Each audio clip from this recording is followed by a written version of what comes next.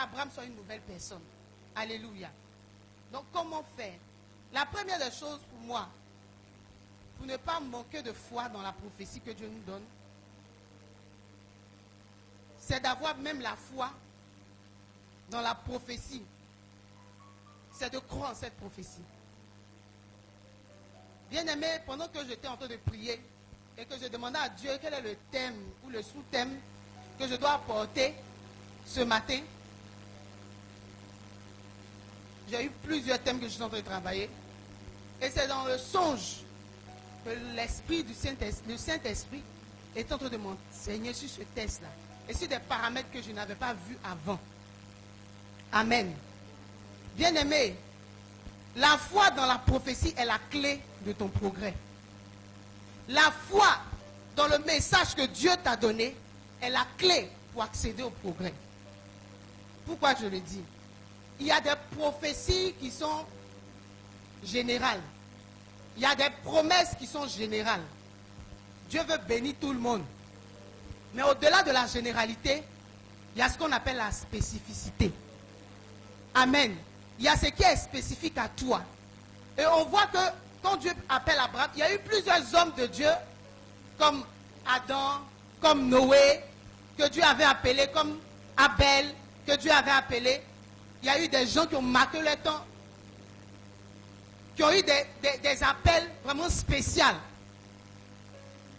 Il y avait des hommes étaient appelés à certaines bénédictions, comme recevoir la vie, c'est une bénédiction. Dieu a dit que quand il a fini de créer l'homme, cela était très bon. Il a donné à l'homme de dominer, d'assujettir, de se multiplier. Ça, c'est la bénédiction générale. Mais au-delà de cette généralité, il y a ce qui est spécifique à toi et à moi, que tu ne vas pas trouver chez X. Bien aimé, les hommes ont tendance à dire que tu peux trouver mieux que moi. Tu peux trouver plus que moi. Tu peux trouver moins que moi. Mais comme moi, il n'y a pas deux. Comme toi, il n'y a pas deux. On peut trouver quelqu'un qui est mieux que ce que tu fais. Quelqu'un qui fait plus que ce que tu fais. Quelqu'un qui fait même moins que ce que tu fais. Mais comme toi, il n'y a pas deux. Tu es unique. Et c'est dans cette unicité-là que Dieu dit quelque chose sur ta vie. Dis-moi Amen. Amen. Et tu as je veux dire que tu as le droit ou le devoir même de croire en ce que Dieu dit. C'est la clé de ton progrès. Si Abraham n'avait pas cru Dieu, bien aimé, Abraham n'allait pas quitter Chaldée pour se retrouver à Canaan. Abraham a dû croire en un Dieu inconnu, un Dieu qu'il ne connaissait pas. Bien aimé, quand je lisais ma Bible, je me suis rendu compte que Abraham est l'un des petits-fils, arrière-petit-fils de Noé. Alléluia. Le père d'Abraham fait partie des fils de Noé. Amen. Et quand Dieu, lorsque les hommes, après le déluge, je crois qu'il y a des hommes qui sont allés encore faire la tour de Babel, n'est-ce pas? Et quand Dieu voit ça, Dieu va envoyer la confusion des langues. Bien aimé, nous ne jouons pas avec l'unité. Quand deux personnes s'entendent, là, ils peuvent faire de grandes choses. On a parlé de ça le dimanche passé, je crois bien. Passé. Amen. Dieu les a confondus. Et là, Dieu commence avec une nouvelle personne, qui est Abraham. Abraham était dans un pays où on n'adorait pas Dieu, où on ne priait pas Dieu. Et Dieu l'appelle. Il a fallu qu'Abraham croie en Dieu. Bien aimé, quand tu as reçu l'appel de Jésus-Christ à donner ta vie à Christ, c'est parce que tu as cru en lui que tu es là ce matin. Autrement, tu ne serais pas là, comme j'ai dit. Tu as cru en Dieu. L'histoire d'Abraham nous montre que sa promesse n'était pas simplement de recevoir un fils. Quand on lit le texte qu'on a lu, est-ce que tu peux relire le texte?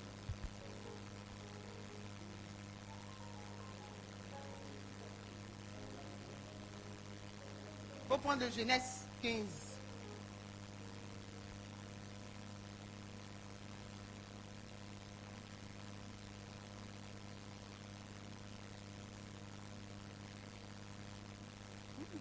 Genèse 15, à partir du verset 1er. Après cet événement, La parole de l'Éternel fut adressée à Abraham dans une vision. Et il dit, Abraham, ne crains point, je suis ton bouclier, et ta récompense sera très grande.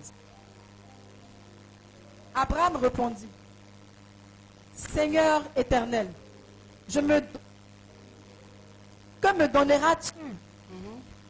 Je m'en vais sans enfant, et l'héritier de ma maison, c'est Eliezer de Damas. Et Abraham dit, voici, tu ne m'as pas donné de prospérité, et celui qui est né dans ma maison sera mon héritier. Alors, la parole de l'Éternel lui fut adressée ici. Ce n'est pas lui qui sera ton héritier, mais c'est celui qui sortira de tes entrailles qui sera ton héritier. Et après l'avoir conduit dehors, il dit, regarde vers le ciel et compte les étoiles, si tu peux les compter. Et il lui dit, sera ta postérité. Amen. Donc Abraham, dans son histoire, on comprend que Abraham pensait que Dieu voulait seulement lui donner un fils. Simplement lui donner un fils. Pourtant, Dieu voulait faire de lui le père des nations. Alléluia. Le père des nations, de plusieurs nations, de plusieurs peuples. Dieu voulait donner plusieurs fils. Donc Abraham a dû croire à ce que Dieu lui a dit. Dans chaque étape de son histoire, il fallait croire pour arriver à la matérialisation de cette promesse-là. Bien vrai qu'Abraham ne voyait pas encore l'accomplissement de ce que Dieu a dit, il a dû mettre sa foi dans ce qu'il avait entendu de Dieu. Bien-aimé, mettre notre foi dans la prophétie que Dieu nous donne est essentiel pour notre progrès. Est-ce que Dieu t'a parlé? C'est ça la question. Est-ce que tu as une prophétie venant de Dieu? Est-ce qu'il y a une parole que Dieu t'a donnée? Si tu n'as pas de parole, ok. Mais si tu as une parole spéciale que tu as reçue de manière spéciale et tu sais que ce n'est ni la chair, ni le sang qui t'ont révélé cette parole-là, dis-toi que tu dois mettre ta foi en ce que tu as entendu, en ce que tu as vu, pour qu'elle puisse se réaliser. Est-ce que je parle à quelqu'un ce matin? Amen. Dieu dit à Abraham au verset 4, il dit à Abraham, alors la parole de l'Éternel lui fut adressée ici. Ce n'est pas lui qui sera ton héritier, mais celui qui sortira de tes entrailles. Et après l'avoir conduit dehors, Dieu lui dit de regarder le ciel. Alléluia. Dieu dit à Abraham, ce n'est pas Eliezer de Damas, ton serviteur là, qui sera ton héritier, mais celui que tu vas enfanter. Bien-aimé, c'est celui que tu vas... Abraham devait croire en ça. Abraham devait croire en cette parole. Maintenant, en Genèse 15, où nous sommes là, nous ne sommes pas au jour où Dieu a apparu à Abraham. Nous sommes, je crois, à la 24e année. Après qu'Abraham ait entendu Dieu, où Dieu lui dit, Abraham, lève-toi pas d'un pays où je vais te montrer là. Il y a eu 24 ans. Bien-aimé, où nous sommes assis ici là.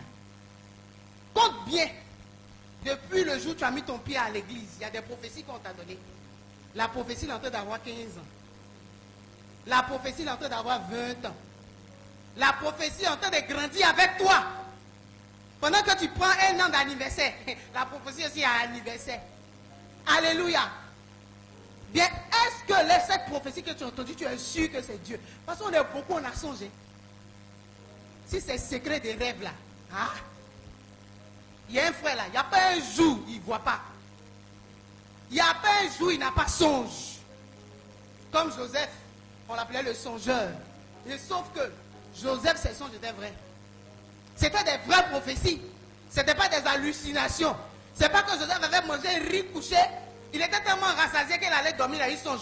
Parce que des songes, de plusieurs sources peuvent naître des songes. Les songes peuvent venir de ta pensée. Des songes peuvent venir des circonstances de la vie. Des songes peuvent venir des choses que tu as vécues dans l'enfance. Des songes peuvent venir de la dernière image que tu as vue avant d'aller te coucher. de ta dernière pensée que tu as eue quand tu allais te coucher. Donc fais attention à ce que tu penses quand tu vas dormir. Si tu es en palabre avec quelqu'un, que tu t'en vas te coucher, puis la dernière pensée que tu as eue, c'est de « elle m'a fait ça ». Et tu vas avoir un songe que la personne te poursuit avec un couteau. Et je savais, c'est mon ennemi. Est-ce que tu es sûr que le songe que tu viens d'avoir, sa source est Dieu? Si la source est Dieu, tu dois croire.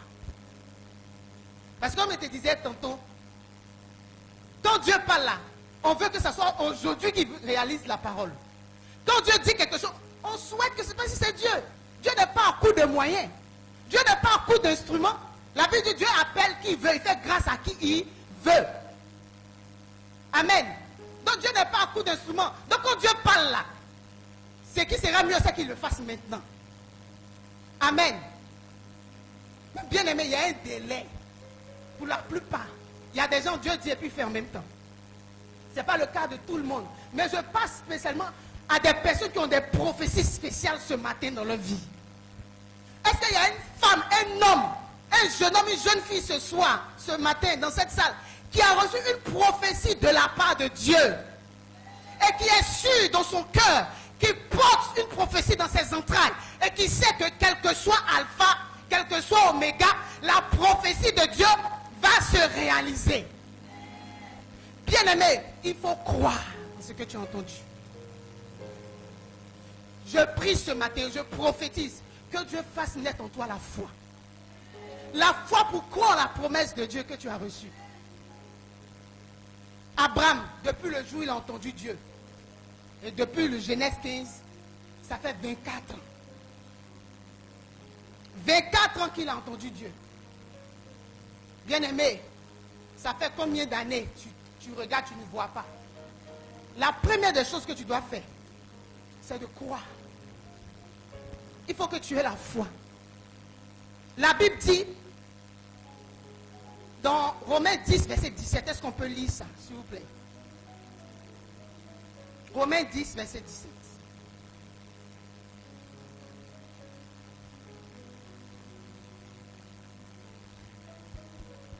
Romains 10, 17. Ainsi, la foi vient de ce qu'on entend. Et ce qu'on entend vient de la parole de Christ. Alléluia. Ainsi, la parole, dans d'autres versions, naît de ce qu'on entend. Et ce qu'on entend vient de la parole de Christ. Bien-aimé, la parole de Christ. La foi a une source. La foi a une provenance. La foi vient de quelque part. Et donc, il y a une qualité de foi que tu n'auras pas si tu n'as pas entendu Dieu. Dis-moi amen. Il y a un niveau de foi là que tu ne peux pas avoir si tu n'as pas entendu Dieu. Entendu Dieu de quelle manière? La parole de Dieu, il y a deux dimensions. Il y a la parole logos, qui est la parole, la lettre. Cette lettre, cette Bible là, elle est scripturelle, c'est écrit. Ça, c'est la première révélation de la parole. Et il y a la deuxième dimension, c'est le réma, c'est-à-dire la révélation. C'est pour ça que David me dit, la révélation de ta parole m'éclaire et me montre le chemin à suivre. Bien-aimé, quand tu entends cette parole qui vient de Christ lui-même, qui sort de lui, tu auras la foi pour supporter l'épreuve dans laquelle tu es. La foi vient, bien-aimé, ce dans quoi tu es, ce dans quoi ce que tu traverses aujourd'hui, l'épreuve ou la vie difficile dans laquelle tu es, tu ne peux pas supporter cette épreuve si la foi n'écrit pas en Christ pour venir pénétrer en toi. Si tu n'entends pas Dieu, bien-aimé, quand tu entends Dieu, il y a tout ce qui va avec. C'est pour ça que la Bible dit que la foi n'est pas morte. Tu ne peux pas entendre Dieu et t'asseoir. C'est pour ça que quand Abraham a entendu Dieu, il s'est levé, il a fait un mouvement. La foi nous met en mouvement pour Dieu. Tu ne peux pas avoir entendu Dieu dans un projet. Tu ne peux pas avoir entendu Dieu dans une affaire. Tu ne peux pas avoir entendu Dieu dans, comment on appelle ça, dans un projet de mariage, dans une formation. Et puis tu ne peux pas te mettre en mouvement. Est-ce que c'est Dieu qui te parle? Est-ce que la révélation qu'on reçoit vient de Dieu? Bien-aimé, Sinon, on sera frustré, effectivement.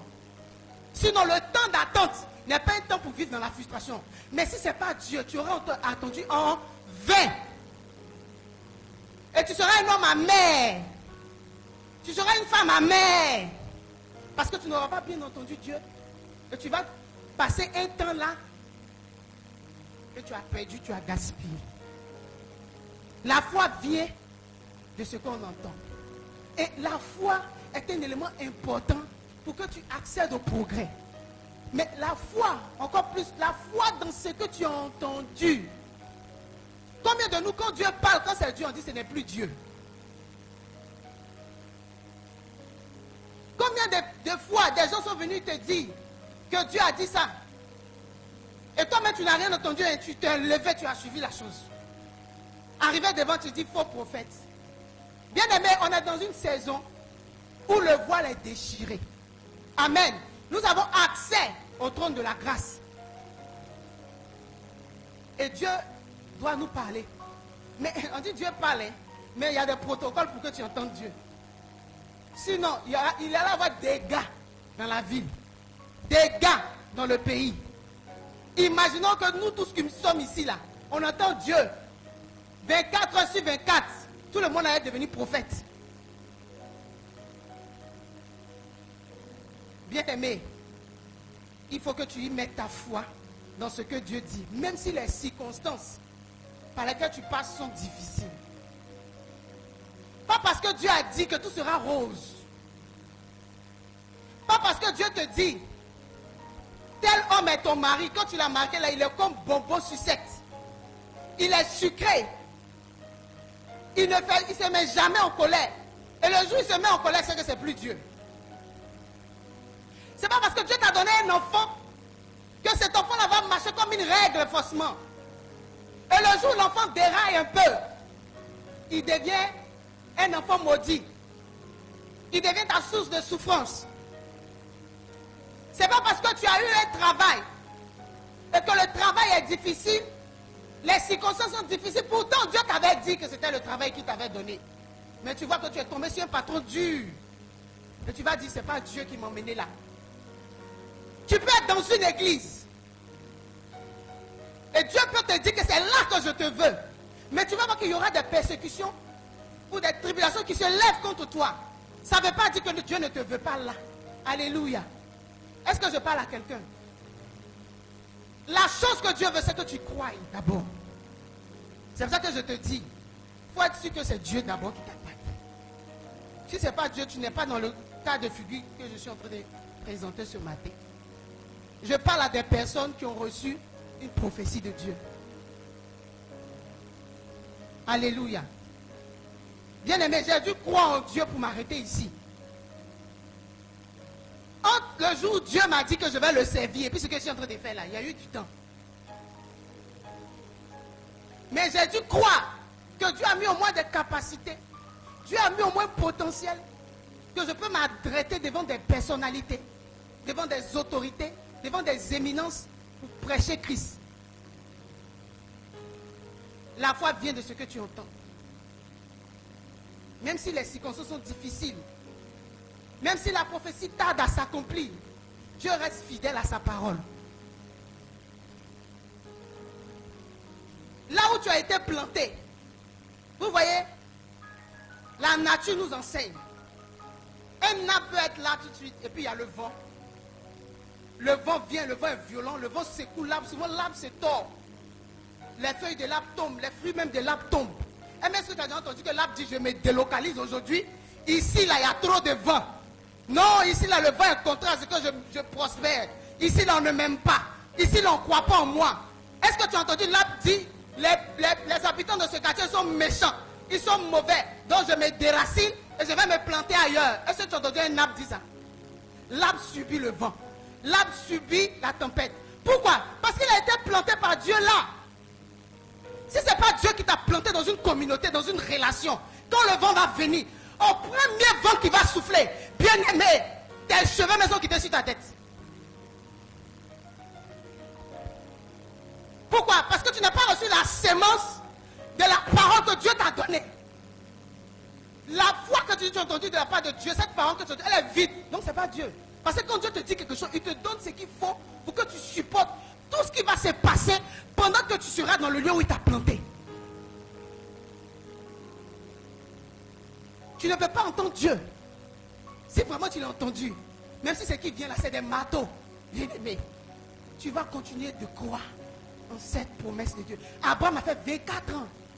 Est-ce que tu as entendu Abraham dire à Dieu, donc moi vieux comme ça, tu m'as pris à 75 ans, tu me fais te suivre comme un gamin, et puis tu laisses passer 24 ans, et puis tu vas venir me dire, Abraham, compte les étoiles, je suis fait pour compter les étoiles. Abraham pouvait se plaindre, 24 ans bien aimé. Mais Abraham n'a pas maudit Dieu. Abraham n'a pas injurié Dieu. Abraham n'a pas renié Dieu, ni douté, renié la prophétie de Dieu. Parce que quand je lisais, je me suis rendu compte que Abraham aurait dû dire à Dieu, cette parole-là ne vient pas de toi. Tu es trop grand. Seigneur, toi aussi. Parce qu'avant même qu'Abraham ne vive l'accomplissement de cette prophétie, il y a eu des événements qu'il a vécus. Abraham allait en guerre, il a remporté des guerres. Abraham a eu des biens que Dieu lui a donnés. Il a vu Dieu en live. Bien aimé. Dieu vient dire à Abraham, je vais détruire Sodome. Mais Abraham, tu dis quoi? Abraham parlait avec Dieu. Il avait une communion avec Dieu. Amen. Donc il aurait pu dire à Dieu dans sa conversation, toi tu n'es pas Dieu. Parce que comment toi tu parles et puis ça fait 20 ans. Aïe. Et c'est pour ça qu'aujourd'hui, beaucoup parmi nous, on est pressés de voir des choses parce qu'on oublie qu'entre l'annonce de la prophétie et puis son accomplissement, là, il y a la formation. Abraham pensait que Dieu l'appelait pour lui donner un fils. Abraham, ce temps-là, c'était un temps de formation. Je vais dire à quelqu'un ce matin, tu es en formation. Tu es en formation. Donc ne laisse pas le doute freiner ton progrès. Ton progrès se trouve dans ce que Dieu t'a dit. Quand Dieu parlait là, est-ce que tu as bien questionné Dieu? Parce que souvent Dieu nous donne le plus, c'est la partie qui nous plaît, l'emploi, puis on s'accroche dessus. Mais il y a des paramètres que tu n'as pas bien vus. Quand Dieu m'appelait, bien aimé, il était en train de dire à quelqu'un, quand Dieu m'appelait, je faisais l'informatique. Je devais être analyste. Aujourd'hui, les programmeurs mangent. Un programmeur, s'il n'a rien, peut-être là 2 millions par mois. Il était en train de manger quand Dieu m'a appelé. Il était en train d'étudier quand Dieu m'a appelé. De laisser. Je laissais tout. Et puis il me dit, viens me servir. Il vient le servir là même. Il n'y a pas église. Il n'y a pas peuple. Il n'y a même pas bon même pour dire fidèle va s'asseoir dessus. Je n'ai pas les moyens. Même une Bible, je n'en avais pas. Je prêche quel Dieu. Mais il y a eu un temps de formation où je me suis assise. Où je partais crier au marché. Ou au point où j'étais dans un quartier où il y a un vieux du quartier là. Qui me voit, ma chérie, le vieux papa de 50, 60 ans là. Ma petite femme. Le jour où il passait au marché, il m'a vu en train de prêcher, il a tapé sa tête. Pour passer. J'ai dû crier dans les marchés, dans les bus. Ou même tu finis de prêcher et puis tu n'as même pas 5 francs. Tu montes en jeune. Et puis quand tu regardes en bas là, il n'y a pas ascenseur pour descendre. Il n'y a pas escalier. Il n'y a personne, même si tu descends, qui peut t'attraper. C'est une chute libre. C'est-à-dire que tu descends et puis tu descends, remonter. Ou bien continue en même temps, les jeunes. Il y a eu des temps où, bien maintenant, moi je venais me marier. Je suis venu un sachet bleu. Mais tout ça à cause de la parole de Dieu. Sachet bleu. Je me tressais avec fil à nongo. Parce que mes cheveux étaient crépus. C'est fil à nongo ceux qui voyaient ça mou. Quand fil à nongo, je tresse avec. Quand il défait, c'est comme si c'est frisé. Pour ceux qui ont déjà étudié fil à nongo, ils savent de quoi ils parlent. Non, ça devient mou. Souvent, mais je ne lave pas. Parce que si je lave dans les cheveux là, ça va devenir dur. Si c'est dur, il n'y a pas l'argent encore pour aller tresser long. Donc, je peigne ça comme ça, j'attrape. Mais si tu as fait erreur, que tu es passé à côté, l'onction de ça qui va te visiter, toi seul tu sais. Alléluia. Mais j'étais entre l'annonce de ce que Dieu a dit et puis l'accomplissement de ce que Dieu avait dit. Alléluia. Et au fil des années, il m'a fallu croire en ce que Dieu a dit. Au fil des années, il a fallu mettre ma foi dans ce que j'ai entendu de Dieu. Au fil des années, étape après étape, il a fallu que je m'accroche à cette parole de Dieu. Il y a eu des gens qui m'ont vu. Je me rappelle, un programme dame m'a vu, elle dit, madame, Dieu me donne une parole pour toi. Elle dit, oui. Elle dit, Dieu me montre que tu es sur une scène en train de prêcher. Mais je te vois que tu vas prêcher comme un homme.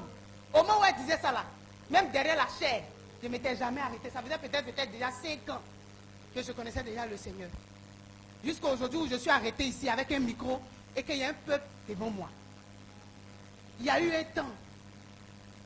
Alléluia. Il y a eu un temps où quand tu finis de faire les offrandes, quand tu vas dans le panier là, c'est 1100 francs. Et il y a d'autres qui disent, papa, on n'a pas de transport. On va diviser 1100 francs. Et puis quand nous on vient, au moins je ris dans l'eau. Bien aimé. On aurait tendance à dire, quand Dieu a dit, il peut réaliser ses prophéties. Le problème, est-ce que Dieu t'a parlé? Toi, tu as beaucoup de rêves. Quand tu rêves, tu vois, tu quittes la terre pour aller au ciel. Quand tu rêves, tu te vois en train de marcher sur l'eau. Quand tu rêves, tu te vois en train de combattre une armée. Où tu as vécu toute l'armée. Et puis tu te réveilles, bien aimé. Si tu as eu des... Je ne dis pas que c'est faux, hein, mais c'est en train de te dire. Mais c'est, tu sais, la formation qui est derrière. Est-ce que tu sais, derrière les grands rêves, les grandes prophéties, il y a un temps de formation. Seigneur, moi je vais prêcher devant 10 000 personnes. Je vais chanter, quand je vais chanter là, les paralytiques vont s'élever pour marcher. Tu as même vu ça en songe. Tu as vu en songe quelqu'un était mort et puis tu as fait comme ça, ça s'est élevé. Mais depuis même mot de tête, tu n'as pas encore guéri. Panari, tu n'as pas encore guéri ça. Tu es en train de douter. Tu es en train de douter. Abraham a dû croire. Parce que tu n'es pas simple. Tu n'es pas un homme ordinaire. Tu n'es pas une femme ordinaire. Souvent on dit ça comme ça. Mais bien aimé, il faut croire. Qui tu est relié à la prophétie que Dieu t'a donnée. Ton identité se trouve dans les promesses de Dieu pour toi. Ton identité se trouve dans la prophétie que tu as entendue. Dieu dit que tu seras une grande femme d'affaires. Il y a ton identité dedans. Mais entre ce que Dieu a dit et à la réalisation, il y aura un temps, il y a un délai d'accomplissement. Alléluia. Maintenant, le temps où cette prophétie n'est pas encore accomplie ne signifie pas que tu dois douter. Amen. On voit dans le cas où Abraham, toujours dans le verset 15, Dieu dit à Abraham, après ces événements, Dieu dit, ta récompense sera grande. Au verset 2, quand Dieu finit de parler à Abraham, regardez ce qu'Abraham répond à Dieu. Abraham répondit, Seigneur éternel, que me donneras-tu? Il y a un point d'interrogation là. Donc, Abraham pose une question à Dieu. Et la question d'Abraham ressemble à un doute. N'est-ce pas? Bien aimé, si tu suis avec moi. La question d'Abraham ressemble à un doute. Il dit à Dieu, que me donneras-tu? Jean, il n'a pas bien entendu. 24 ans, je suis assis ici. Aujourd'hui, encore tu viens me parler de je vais te donner encore un fils. Bien aimé, souvent il y a des doutes qu'on a. Ça ne veut pas dire qu'on a perdu la foi forcément. Et il y a des doutes qui sont je veux dire, où on a perdu la foi. Où tu ne crois même pas en quelqu'un. Mais il y a des doutes très souvent. On a des doutes qui ne sont pas forcément un manque de foi. Donc je vais apporter cet éclaircissement-là. Alléluia. Il y a des doutes qui sont des questions. Et souvent quand les gens ont ce genre de questionnement, on dit qu'il a perdu la foi. Non. Ici, quand tu lis bien, Abraham était prosterné après au verset 17. Abraham s'est prosterné dans la présence de Dieu. Et pendant que Dieu lui parle, Abraham dit, Seigneur, tu vas me donner quoi? Ça ne veut pas dire que Abraham a perdu la foi. Amen, amen. Amen. C'est plutôt verset 17. Abraham était prosterné dans la présence de Dieu. Et pendant que Dieu lui parle, Abraham rit dans son cœur. Il dit à Dieu, naîtra-t-il encore d'un homme de 100 ans un enfant? Abraham riait. Genre, pour lui, Dieu n'allait pas accomplir. Il pensait que c'était impossible que Dieu réalise ce qu'il est en train de dire. Parce qu'Abraham a atteint 100 ans maintenant. De 75 ans. 75 ans, il a encore un peu Dieu, non, n'est-ce pas? Hein? Ici, qu'on met l'âge d'Abraham en évidence, il y a un message dedans. Pour dire qu'à 100 ans, là, on n'espère plus. De nos jours, même avec ce qu'on mange là, quand quelqu'un a 60 ans, il faut la grâce de Dieu pour qu'il marche droit même. C'est qu'il fait le sport, ou bien il s'entretient dans les moyens pour bien se nourrir. Mais à 100 ans là, il n'y a plus raison de rêver. Abraham, il se procède et puis il rit. Quand Dieu lui dit, Abraham, je vais te donner un fils. Abraham rit dans son cœur. Abraham pose des questions à Dieu. Bien aimé, il peut arriver que tes doutes sont des questions. Il peut arriver que tu poses des questions. Mais je ne comprends pas. Mais dans cette attitude, tu dois avoir une posture. Une posture de prosternation devant Dieu. Bien voir qu'Abraham riait, mais il était prosterné, qui était le symbole de ce que Seigneur, je suis tout à toi. Je te fais confiance malgré ce que tu dis là. Même si moi, Abraham, je pense que ce n'est pas réalisable, je me soumets à toi. Bien aimé, dans tes doutes, quelle est l'attitude que tu as? Est-ce que dans tes doutes, tu fuis la présence de Dieu? Tu fuis tes autorités spirituelles? Dans le doute où tu as des confusions, où les choses ne sont pas vraiment nettes pour toi, est-ce que tu fuis les personnes que Dieu a mis devant toi pour te guider? Est-ce que quand tu es en train de regarder ton âge et tu vois que les choses ne sont pas en train de se réaliser, est-ce que la posture que tu as, c'est une posture de soumission? Et dans ta soumission, tu es en train de poser des questions à Dieu, ou bien tu es dans une posture de rébellion pour fuir Dieu? Est-ce que je parle à quelqu'un ce matin? Alléluia. Est-ce que tu peux prendre Genèse 17, verset 17?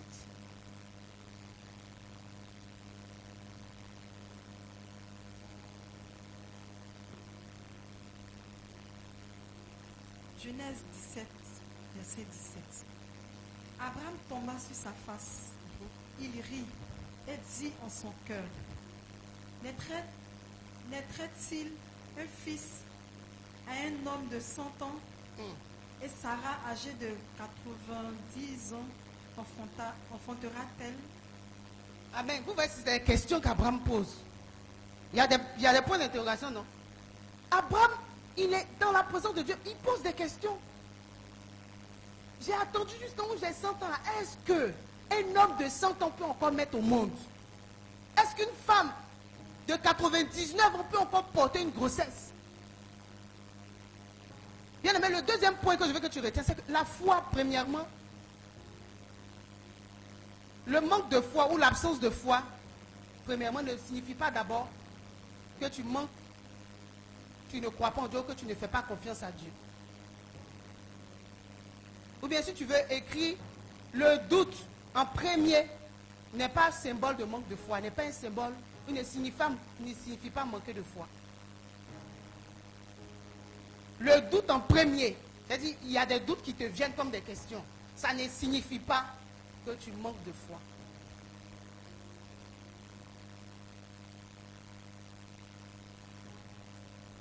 Amen.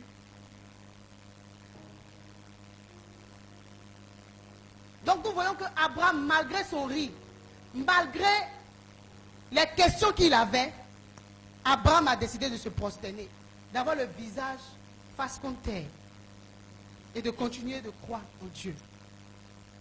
Bien aimé, pour ne pas manquer de foi dans la prophétie, ça dépend de la décision que tu prends de te soumettre à Dieu pendant les temps de doute. C'est de prendre la décision de me soumettre, malgré les questions, malgré le vent contraire, de continuer de croire dans ce que Dieu a dit. Pour pouvoir atteindre le progrès. Est-ce qu'on me suit ce matin? Souvent, nous n'avons pas de bonne posture.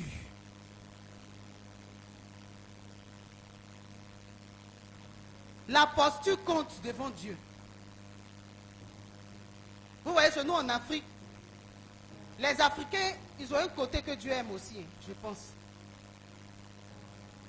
Chez nous, ici, quand tu veux parler à un enfant, et l'enfant, tu lui fais des repas, puis l'enfant arrête gaillardement, il te regarde. Ou bien il croise et puis il remet sa tête. C'est signe de quoi? Hein? Si tu n'es pas africain, il ne faut pas répondre. Mais si tu es africain, c'est signe de quoi chez nous, ici en Afrique? Manque de respect. Alléluia. Et Dieu aussi, il regarde notre posture.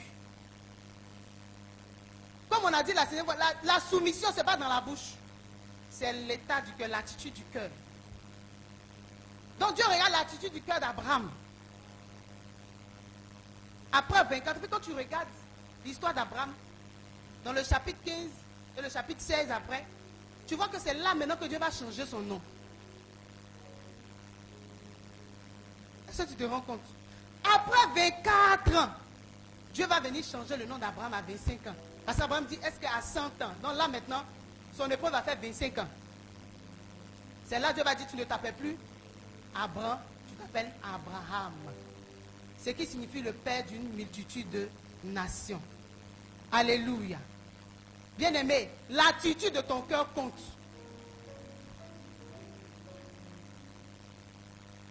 Pour que tu arrives à ton progrès là, ta décision de te soumettre à Dieu compte. Ça compte pour beaucoup. Je vais dire à quelqu'un ce matin, tu es là. Dans ton cœur, tu te dis que où tu es ici là, tu ne vois pas encore ta valeur. Que tu es méprisé. Et tu es en train de faire des projets. Mais devant ce projet-là, ça semble bien. Dans le projet que tu es en train de faire, c'est parce que tu n'es pas prêt que tu es là. Dans ton projet que tu es en train de préparer, tu veux entraîner quelqu'un dedans. Il faut bien m'écouter. Quand tu vas mettre ce projet en exécution, pendant que tu seras parti, Dieu va montrer une paralysie. Au point où tu ne pourras même pas te lever pour faire pipi. J'ai eu le son, j'ai eu peur. Je me suis levé, je suis allé voir le pasteur, j'ai expliqué. J'ai prié. Je te dis, je sais de qui je parle. Mais je te dis, tu peux faire, mets ton projet en exécution. Mais ça sera dommage. Parce qu'il y a un plan de paralysie dans ta vie depuis longtemps. À chaque fois que tu veux faire des avancées, tu sens une douleur qui revient. Mais le diable cherche une occasion pour te frapper d'une manière non, que tu ne vas pas t'en remettre. Pourquoi? Parce que ton cœur s'est élevé. Pas dans la soumission, mais dans une rébellion qui est en toi. Abraham a dû prendre la décision de se soumettre à Dieu. De faire confiance à Dieu, malgré qu'il avait des doutes. Malgré que pour lui c'est invraisemblable qu'à 100 ans, un homme puisse avoir un fils. Malgré ça, il était dans une position de prosternation. Bien aimé, combien de fois lorsqu'on est dans les doutes, on n'a plus cette attitude de cœur d'honneur. On n'a plus ce cœur qui honore. Quand on pense qu'on ne gagne rien, quand on pense qu'on ne profite de rien, quand on pense qu'on nous utilise, quel est l'état de notre cœur? Et c'est ce que Dieu regarde. Bien aimé, j'ai prié, c'est un songe que Dieu m'a donné ce thème. Il dit, va après ce thème, c'est une prophétie que je donne. Quel est l'état de notre cœur? Quand il y a les doutes, quand les circonstances sont contraires, quand le vent est contraire, quand les choses ne vont pas dans notre sens, est-ce qu'on a la position prosternée? Est-ce que dans tes questions, tu es prosterné? Est-ce que dans ton cœur, tu ne méprises pas les gens? Est-ce que dans ton cœur, tu as montré un genre de cœur, de quelqu'un qui est bien, de quelqu'un qui est bon? Mais le temps dans la formation, pendant que tu as reçu la formation, la prophétie va te mettre en formation. Et dans ce temps de formation, Dieu va révéler ton cœur. Dieu va révéler nos cœurs. Et c'est là que tu sauras si Dieu t'a vraiment parlé. C'est là que tu sauras si l'esprit qui te parle est de Dieu ou pas de Dieu. Parce que Dieu ne mettra jamais quelqu'un en rébellion. Je lis l'histoire d'Agar. Agar se rebelle contre sa maîtresse. Elle est maltraitée, bien aimée, elle est maltraitée. Tu es maltraité, tu fuis. Elle fuit devant sa maîtresse. Elle est dans le désert, elle a soif, elle pleure. L'ange de l'Éternel apparaît à Agar. Et l'ange lui dit, retourne chez ta servante. Humilie-toi sous sa main. Et Dieu te fera grâce. Dieu ne supporte ou il ne supportera jamais la rébellion. Qu'elle soit d'un individu ou d'une nation. Dieu n'est jamais dans la rébellion. Dieu n'est jamais avec les rebelles. Dieu ne soutiendra jamais la rébellion. Alléluia.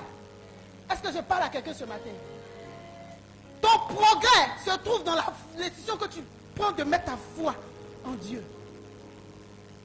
C'est là que se trouve ton progrès. Bien-aimé, Dieu me montrait quelque chose avec Abraham. Abraham s'attendait à un fils. Je vais dire à quelqu'un ici. Tu te dis, j'ai tellement duré dans mon épreuve que si Dieu me donne seulement un enfant, ça me suffit. J'ai tellement duré dans mon travail que si Dieu me donne un seul poste, ça me suffit. J'ai tellement duré dans l'humiliation que si Dieu me donne d'avoir un chez moi, ça suffit. Mais Abraham ne savait pas que Dieu ne voulait pas seulement lui donner un fils. Mais Dieu veut lui donner des fils. Alléluia. Dieu veut lui donner des fils. Il pensait qu'un fils suffisait. Mais Dieu lui a promis une descendance nombreuse. Dieu lui avait promis une descendance nombreuse, pas un fils.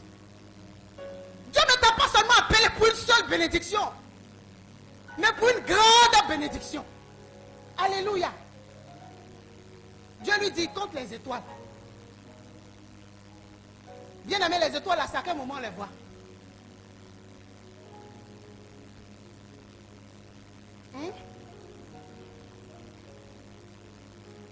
C'est dans la nuit. C'est dans la nuit, non? Ou bien tu dois voir une étoile la journée. C'est la nuit. Amen. Abraham, ce qui m'a touché quand j'étudiais, ce n'est pas dans mon thème. Mais j'ai vu qu'Abraham était un homme de communion avec Dieu. La nuit, Abraham prenait du temps avec Dieu. Au point où il peut voir les étoiles, puis Dieu lui dit compte. Je ne crois pas que les étoiles qu'Abraham a comptées là, étaient des étoiles ordinaires. Alléluia. Quand les mages, certains disent que les mages c'était des rois. Ils ont vu quoi de Jésus? Qu'est-ce qu'ils ont vu de Jésus? Bien aimé, on parle. Qu'est-ce qu'ils ont vu?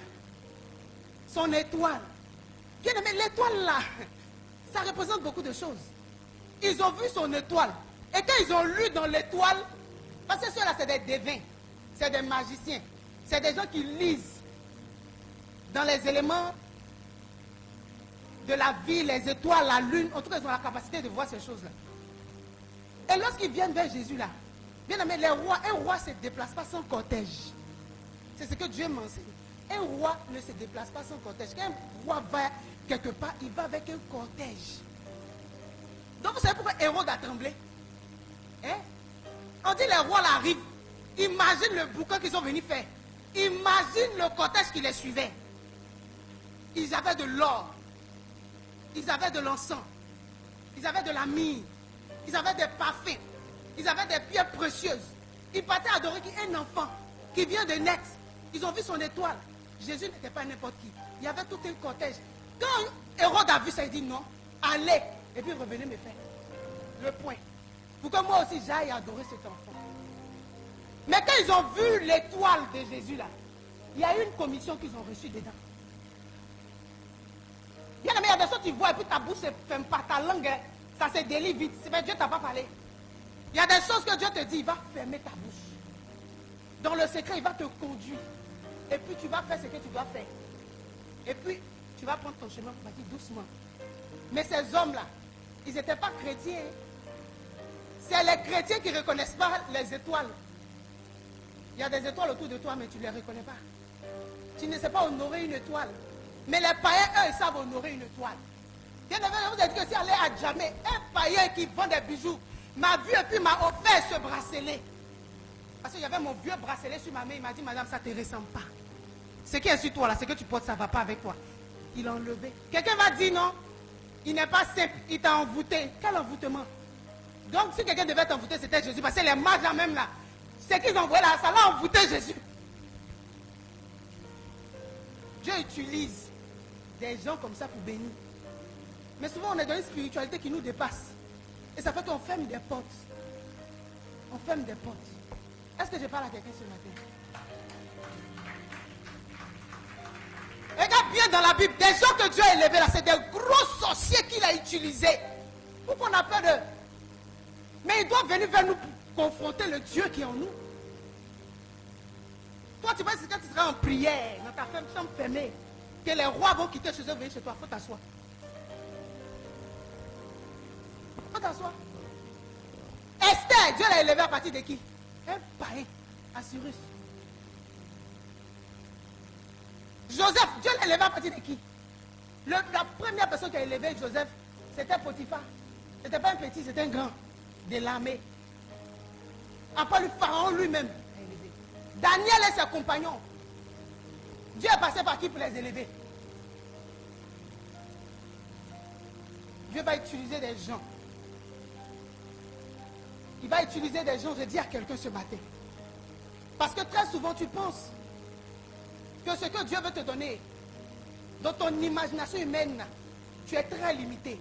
Mais Dieu ne veut pas te donner seulement une bénédiction. Il va te donner des bénédictions. Bien aimé, Dieu dit aux enfants d'Israël qui doivent sortir de l'Égypte. Il dit aux enfants d'Israël d'aller chez leurs voisins. Et puis ils n'ont qu'à dépouiller les Égyptiens. Ils ont dépouillé les Égyptiens. Ils ont tout pris.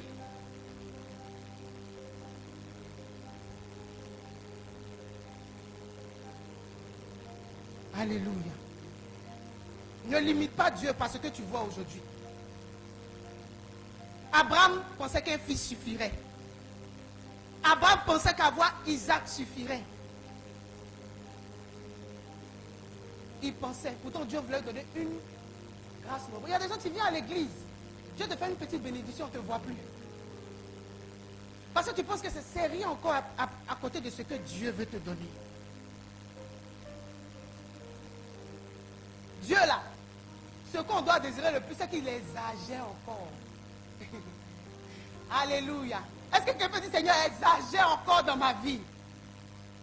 Seigneur, exagère au-delà de mes pensées. Dis à Dieu, exagère au-delà de mes pensées. Donne-moi au-delà de mon imagination. Seigneur, que cette pensée erronée que j'ai là me quitte ce matin. Donne-moi au-delà de mes pensées. Alléluia.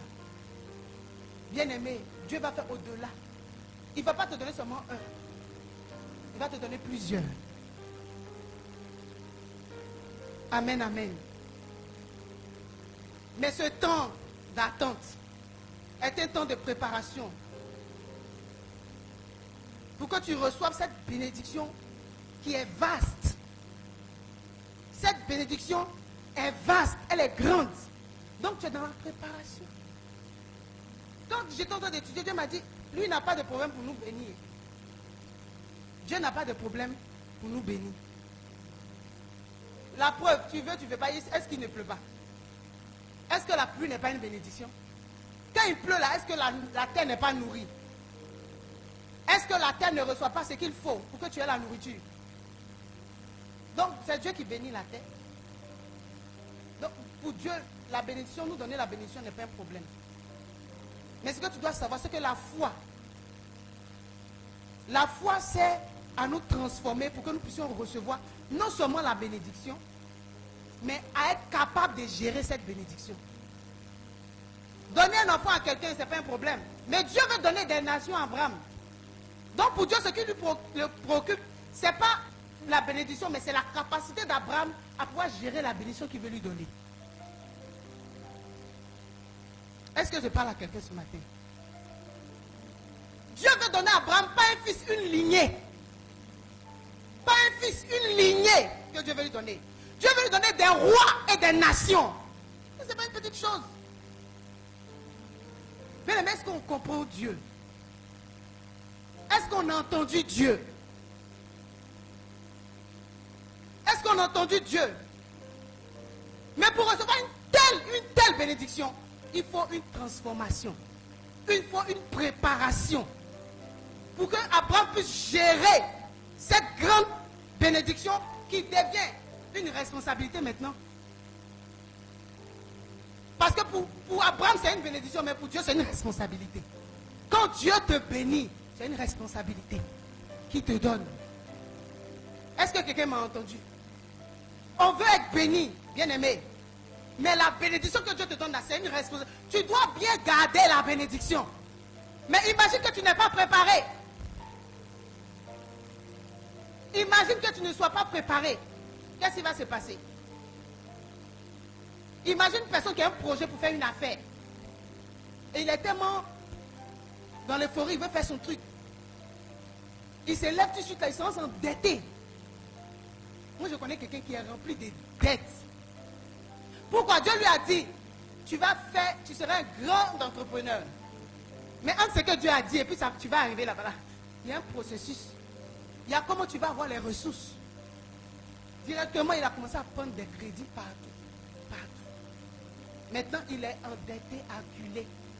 La prison, chaque jour menace, convocation. Est-ce que le projet n'a pas échoué?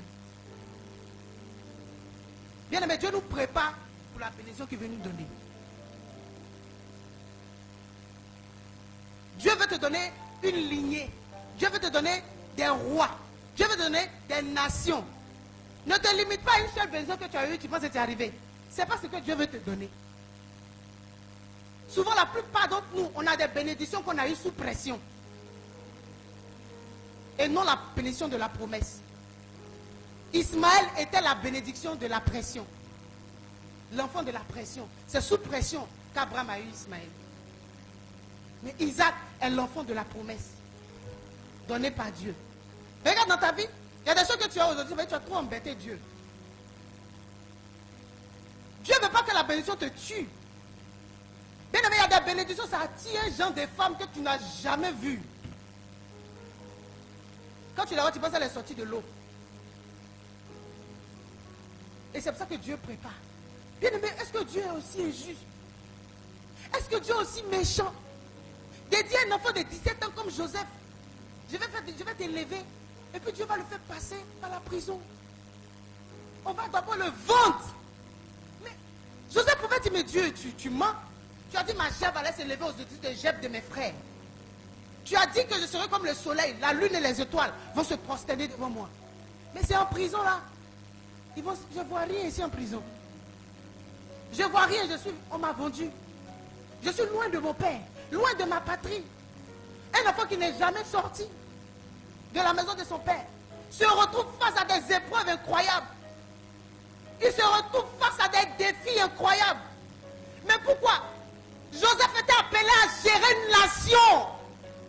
Donc il devait apprendre à recevoir des coups durs. Il devait être formé, préparé pour recevoir des coups durs. Et bien aimé, les coups les plus durs, c'est les coups qu'on reçoit de nos membres de nos familles. Un ami peut te faire mal, ça ne te fait rien.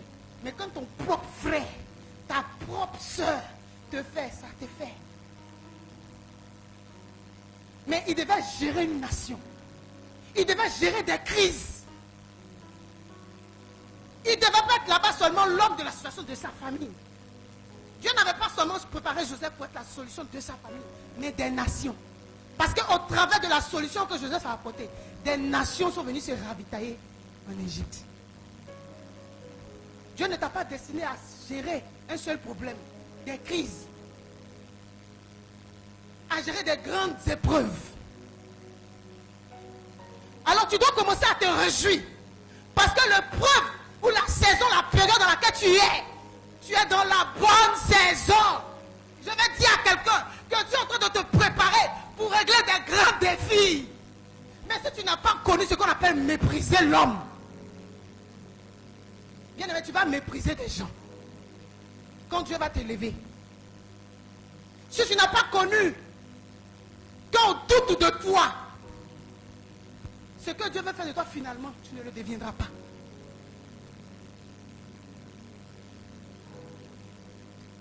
Dieu ne veut pas seulement te donner une bénédiction, mais des responsabilités. il veut te donner des responsabilités. Il veut te donner des solutions pour des vies, pour des nations. Joseph avait vu ses frères, mais n'avait pas vu des peuples. Est-ce que je parle à quelqu'un ce matin? Pour ça, tu dois apprendre à être patient. C'est facile de dire d'être patient, mais tu dois apprendre à être patient. La patience te donnera de faire des progrès. La patience, c'est une forme de foi que tu manifestes.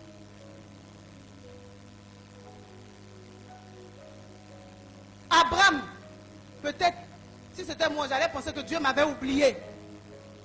Dans mon attente, je peux dire Dieu m'a oublié. Bien, mais moi j'ai vécu des épreuves. Tu me vois, je suis petite, je ne suis pas aussi âgée que ça. Mais j'ai vécu des choses dans ma vie. J'étais avec mon père, comme on peut dire un peu l'histoire de Joseph. J'étais un enfant chéri, un enfant doloté. Déjà dans mon enfance, je montais dans les avions. Déjà dans mon enfance, mon papa me prenait à aller faire des audiences avec des présidents, avec des ministres, des présidents d'institutions, avec des grands, aller signer des contrats. Il allait avec moi. Et il fut une période où on m'a détaché. On m'a envoyé dans un endroit où c'était la chicotte. C'était la maltraitance. Souvent quand j'explique mon histoire, les gens disent non. Moi j'étais un enfant battu. Je partais à l'école, je prenais pointe pour coller ma chaussure en bas. Parce que je n'avais pas baissé pour arranger ma chaussure. Alléluia. On va me charger bagage sans kissou. Aujourd'hui, je me suis rendu compte que c'est pour ça que quand tu vas me voir dans la vie active, tu ne vas pas me voir en bishop. Orgueil de la vie où on charge. Moi, je ne suis pas dedans. Il m'en va jamais mon bagage de loup, je charge ça. Donc, tu me vois jamais. Dans petit bagage, j'ai dit ma petite, moi, mais je charge le bagage, il faut laisser. Donc, je me suis rendu compte que quand j'ai chargé le bagage, mon dos a pris un coup. Et je me suis souvenu que j'ai trop chargé ça dans mon enfance. Et j'ai dit à la petite fille, ce que tu es en train de faire là, ça va te rattraper devant. Le corps là, il est rancunier. J'ai chargé bagage sans chiffon. Et quel bagage de crabe? Crabe, les dents de crabe, les pinces, ça sort dedans. Donc ça me pique la tête. Et ceux qui connaissent crabe, crabe fait salive, crachat. Donc ça coule sur ma robe de l'école. Je dois aller déposer ça. Comme ici jusqu'à Sikoji, avant d'aller à l'école. Je charge. Et m'en vais déposer. J'arrive toujours en retard. Je vais toujours prendre mes coups avant de m'asseoir. J'ai vécu ça pendant des années. C'est qui a vu un peu dedans, c'est un petit béné qui a vu un peu. Parce que comme moi on me frappe, tout le quartier sort. Et c'était pas frapper, c'était abattre. On me tire, c'est pas que Dieu me dit d'avoir des membres. On me tire ici, d'autres me tirent ici, on me tire ici, on me tire. Celui qui gagne là, on me prend, on m'enferme dans la maison. Maintenant les gens se battent. Tu entends des gens faire au bruit, c'est qui on frappe, c'est une petite fille qu'on est en train de frapper. Des gens quittent là-bas, ils font mon palabre. Mais pourquoi? Mon père était un grand ici. La pharmacie Kenya, c'est mon papa qui a fait ce projet. Il était l'ami intime de Doucouré Moustapha. On était soignés gratuitement, mais j'ai été coupé de toutes ces choses. Pourquoi? Parce que j'ai un appel divin sur ma vie. Et Dieu sait que quand je reste là, les dolotements là ne vont pas m'arranger. Parce que dans le ministère, tu vas entendre des choses. Donc commence à prendre les coups. Parce qu'on va dire des choses sur toi. Tu vas vivre des épreuves. Bien aimé, il y a des épreuves qu'on a vécues. Je suis resté solide.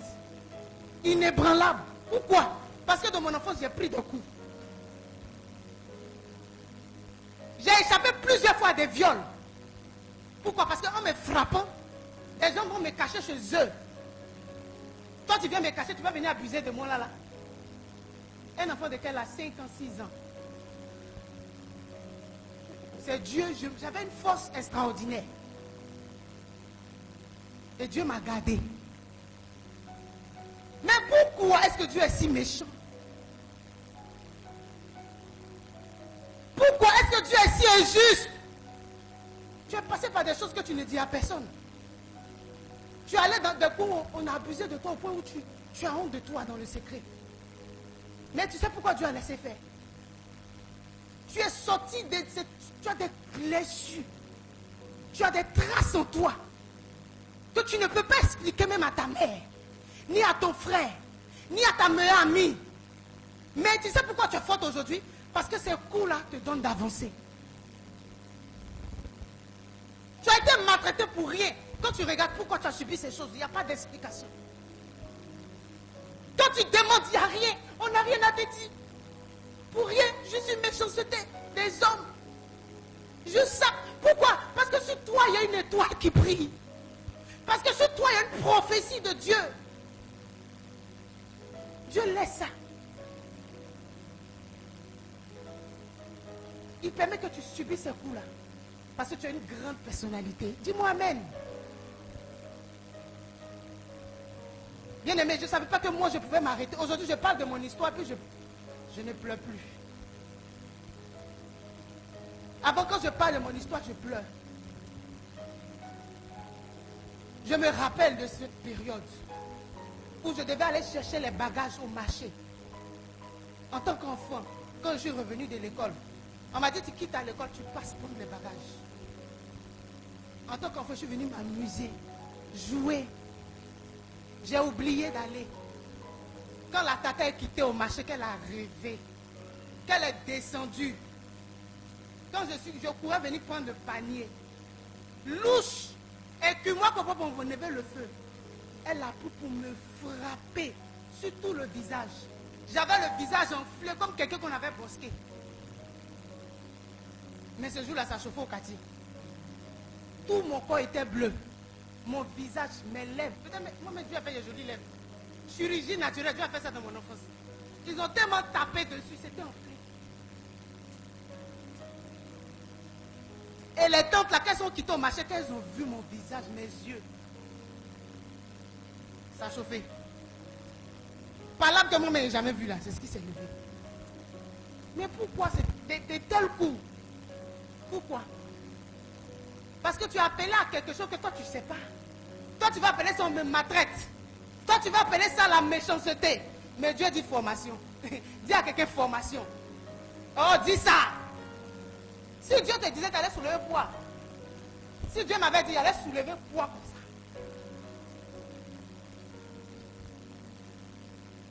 Il n'est pas manger mangue non mûr. Demandez à ton petit Bénécé qui connaît ma passion pour les mangues non mûr. Il n'y avait pas à manger. Je saute clôture pour aller couper corosol. Propriétaire la prend fusil, dit bah, il y a longtemps il a sauté comme Tarzan. Bien aimé.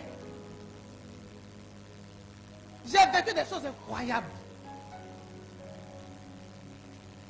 Moi je dis aux jeunes filles là, vous qui sortez le soir, pardonnez, Dieu bénit Dieu même que le pasteur dit de porter pantalon. Il faut porter ton jean, il faut bien mettre ta ceinture. Il y a des jeunes filles de qui ils ont abusé. Comme ça. On allait s'amuser dans le monde avec des amis. Un grand frère que je respectais. On a bu, mais il a oublié que c'est la même. Daïko, la même, elle a fini ça. Moi, je bois, il ne me saoule pas. Hein.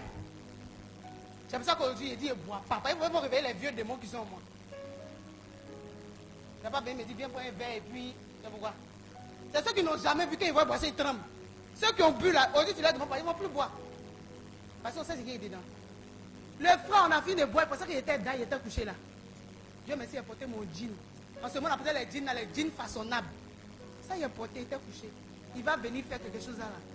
Oh Dieu. Il est costaud, mais il a lutté à lui jusqu'au matin. Mais tout ça pour vous, il y a eu la force là où les coups qu'on me donnait. Elle a été devenue maintenant jeune fille. Les coups qu'il a pris dans mon enfant, toi tu as venu jouer moi. Il me suis rendu du, il a dit, il n'a pas fait de hi. Il y avait moi où je suis en train de prier pour que Dieu me rende douce. En temps normal, je ne suis pas douce. J'ai pris pour ça. On a lutté. Dans vous qui sortez les mini-jupes, vous serez victime de certaines choses que vous ne pourrez pas expliquer à quelqu'un. Habillez-vous bien. Alléluia. Bien aimé, la vie forme. Dieu n'a pas besoin de t'envoyer à l'église. On va penser que c'est le jour où toi tu as mis ton pied à l'église. La formation de ton époux va commencer. C'est depuis ta famille là-bas. Depuis on t'a jeté. Depuis on t'a vendu. Depuis tu vendais galettes de ta tante. Depuis tu chargeais l'eau. C'est là-bas que ça a commencé. Tu penses aujourd'hui il y a des choses que tu supportes, c'est pourquoi? Tu as pris ça où? Ta formation a commencé là-bas. Tu as souffert, pourquoi? Parce que Dieu savait que toi, tu allais être seul dans la vie. Tu es là pour les autres, mais il n'y a jamais quelqu'un pour toi. Tu peux te sacrifier, enlever des sommes d'argent pour des gens, mais quand il s'agit de toi, il n'y a personne. Pourquoi? Joseph n'a eu personne quand on l'accusait. Qui allait le défendre? Il n'avait ni parents en Égypte, il n'avait ni connaissance en Égypte. Il était seul face à sa destinée. Il a dû faire confiance à Dieu dans la patience. Dieu est en train de préparer de grandes choses pour toi. Dis Amen. Des choses plus grandes que tu ne peux imaginer. Abraham a dû grandir dans sa foi pendant 25 ans pour recevoir Isaac. Parce que derrière Isaac, il y avait une lignée. Derrière Isaac, il y avait des rois. Derrière Isaac, il y avait des nations. Derrière Isaac, il y avait toi et moi. Il a dû attendre. Ne te méprise pas. Il y a quelque chose de bon en toi. Je te le dis ça ce matin. Il y a quelque chose de bon. N'attends pas que quelqu'un t'apprécie. Dieu t'a déjà dit, tu es une créature merveilleuse. Il y a quelque chose d'extraordinaire en toi, femme.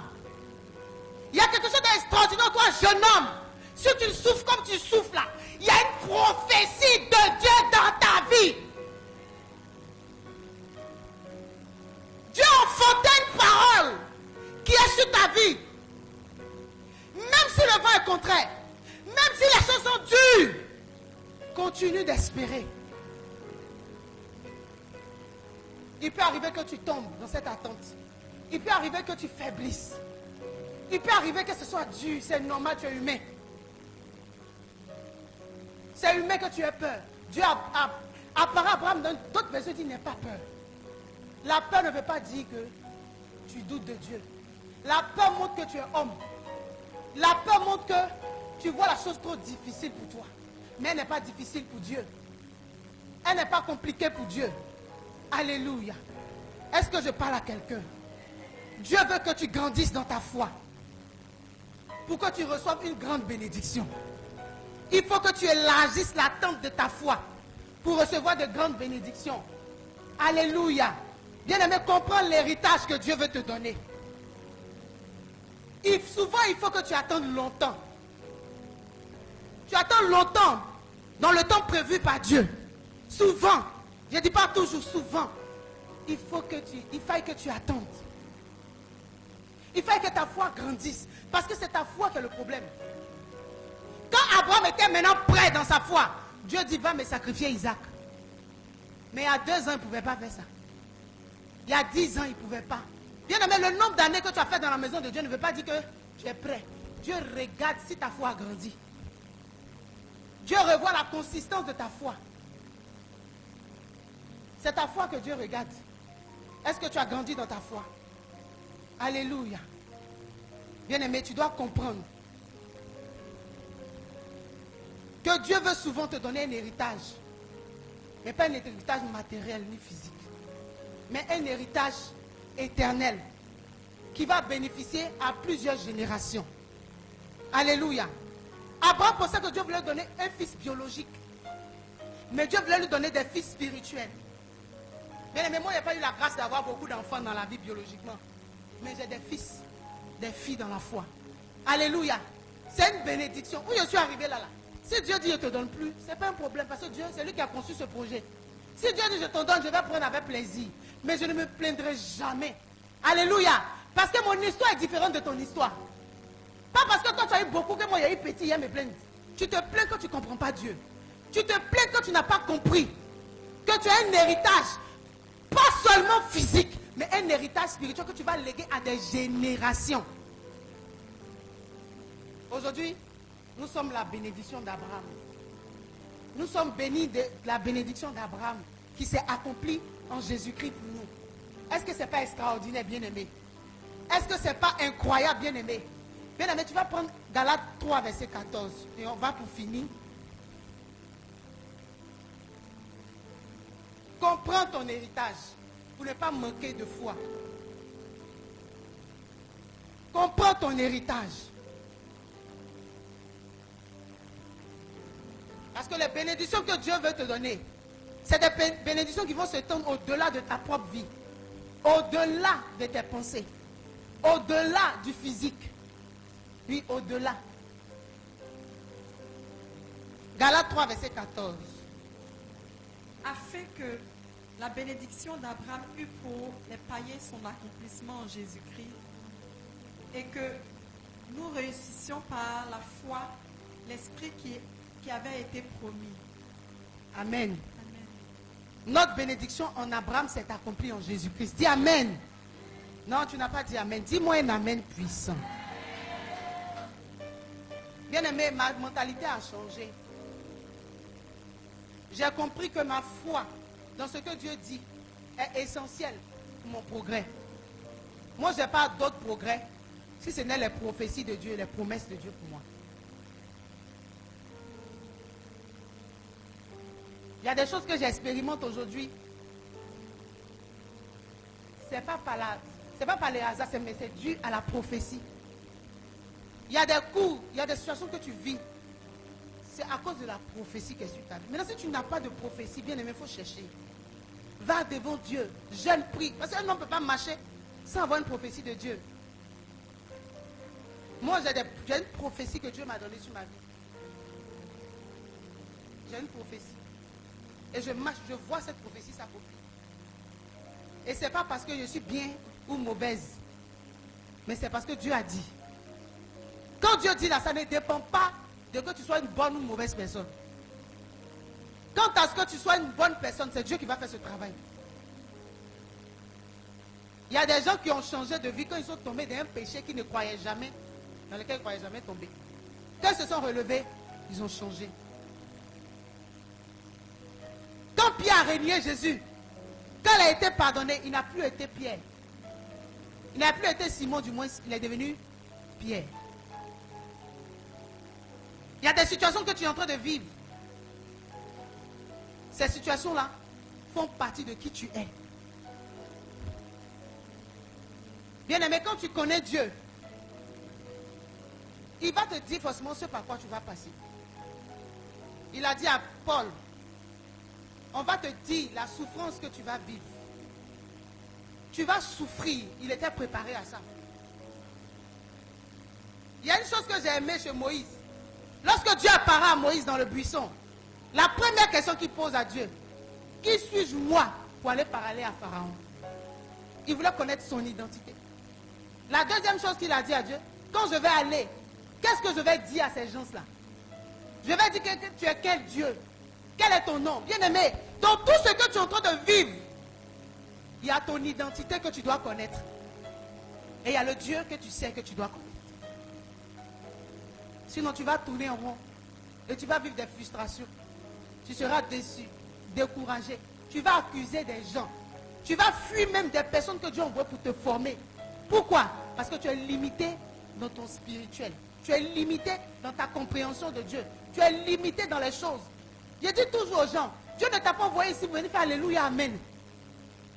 Dieu ne t'a pas envoyé ici pour venir danser n'importe comment. Tu es dans un programme divin. Dis à quelqu'un, je suis dans un programme divin. Tu es dans un programme divin. Ce que ta famille a raté, on ne t'a pas mis à l'école. Tu aurais pu aller loin, ce n'est pas grave. Mais Dieu veut rattraper ça. Parce qu'on nous a fait croire que venir à l'église, c'est être médiocre. Venir à l'église, c'est être nul. Venir à l'église, c'est être désorganisé. Mais non, à l'église, l'église te reformate pour que tu sois plus utile à la gloire de Dieu. Alléluia. Bien-aimé, pour finir, ce que tu dois retenir, c'est que le progrès de ta vie spirituelle et matérielle dépend de la foi que tu vas mettre dans les promesses que Dieu t'a données. Ce n'est pas simplement des bénédictions que Dieu veut te donner, mais la personne que tu dois être pour recevoir ces bénédictions, c'est ce qui importe pour Dieu. Alléluia. Ces bénédictions-là vont te permettre de mieux connaître Dieu. Ces épreuves du moins vont te permettre de mieux connaître Dieu, de mieux te connaître, d'accepter de te soumettre à la formation pour que tu puisses accéder à ce progrès. Parce que Dieu prépare Non pas des petites choses, mais des grandes choses pour toi. Amen. Des choses qui auront un impact physique, mais encore plus un impact éternel. Après toi, il doit y avoir une succession. Tu dois laisser ton nom sur cette terre. Et je prie Dieu que tu la laisses de la bonne manière. Je prie Dieu que nous la laissions de la bonne manière. Que nos enfants héritent de nous des valeurs morales, des biens, de beaucoup de choses. Ne sont pas seulement des hommes limités, mais illimités. Parce que celui qui vit en nous est illimité. Est-ce que tu peux bénir le Seigneur ce matin pour la parole que tu as reçue?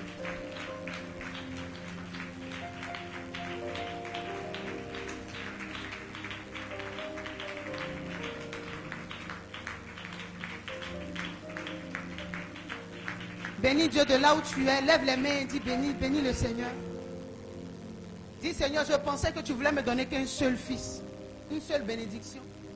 Mais je ne savais pas que c'est des lignées, c'est des rois, c'est des nations, c'est des palais que je dois fouler. Je ne savais pas que j'allais rencontrer des ministres, des hommes politiques. Je ne savais pas que j'allais être nommé. Bien-aimé, bénis Dieu. Et dis à Dieu, fortifie-moi dans ma foi. Fortifie-moi dans ma foi. Fortifie-moi dans ma foi. Fortifie-moi dans ma foi. Donne-moi de croire en les prophéties que tu as mises sur ma vie. Donne-moi de croire dans la prophétie que tu m'as donnée.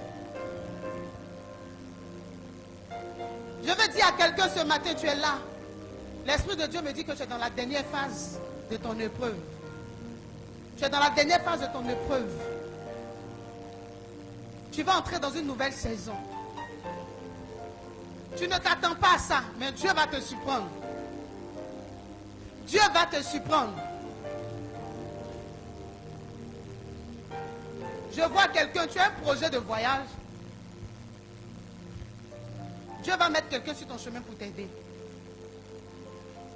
à entrer dans ce projet. Tu as retardé ce projet pour plusieurs raisons. Mais le temps est arrivé. Dieu va te donner des gens que tu vas former. Parce que Dieu veut que tu aies des biens ici en Côte d'Ivoire. Et le temps par lequel tu es en train de passer est un temps où Dieu veut que tu prépares des personnes de confiance qui vont gérer tes biens ici. Reçois la grâce de Dieu maintenant. Reçois la grâce de Dieu maintenant. Tu ne souffriras pas pour faire ces papiers. Ça ne sera pas difficile.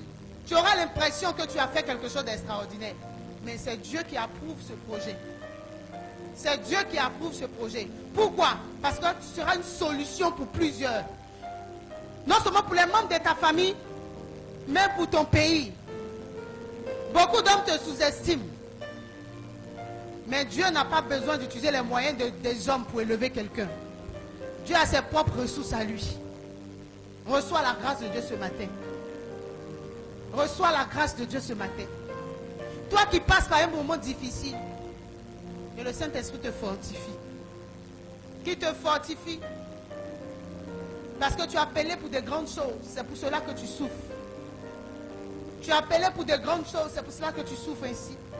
Mais la main de Dieu vient te supporter. La main de Dieu vient te soutenir. La main de Dieu vient pour t'aider. Il y a une personne, tu es là. Tu as tellement vécu des choses dans le passé. Tu n'arrives pas encore à les dépasser. Le Saint-Esprit vient te guérir ce matin. Le Saint-Esprit vient te guérir ce matin. Tu es là. Tu croyais au mariage. Jusque cette année, ton espérance a commencé à baisser. Tu ne crois plus vraiment. Tu es là comme ça. Mais je te dis que ce que Dieu a dit de sa bouche, il va l'accomplir. Tu vas te marier. Tu vas te marier. Je t'annonce quelque chose qui vient de Dieu ce matin. Tu vas te marier parce que c'est Dieu qui a décidé de te faire grâce. Reçois cette grâce de la part de Dieu. Reçois cette grâce de la part de Dieu. Je vois une nomination pour quelqu'un.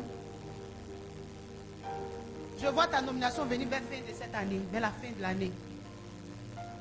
Que Dieu t'accorde cette nomination au nom de Jésus. Que Dieu t'accorde ça au nom de Jésus. Je vois quelqu'un qui veut acheter un terrain. Je te vois, tu veux acheter une parcelle de terre. Il faut bien prier. Parce que je vois un litige dessus. Seigneur, merci parce que tu es dans ta main. Fais tes enquêtes avant de mettre ton argent dedans. Fais des enquêtes avant de mettre ton argent dedans. Seigneur, merci pour ta grâce. Merci pour ta bonté. Merci de guérir ton peuple. Merci, Saint-Esprit, de nous aider dans notre foi. Dans la foi, dans ta parole que tu nous donnes.